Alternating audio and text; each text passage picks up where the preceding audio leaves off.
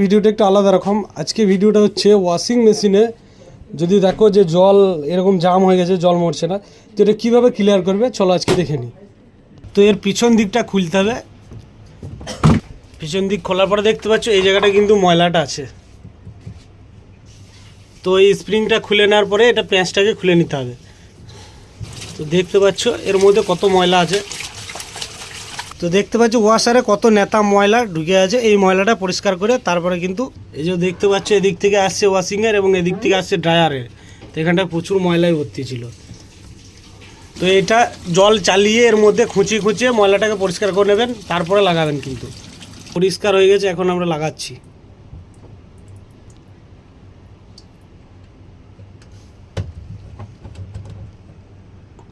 তো তোমরা এইভাবে ড্রেনটাকে পরিষ্কার করে নেবে, তাহলে দেখবে আর ময়লা থাকবে না।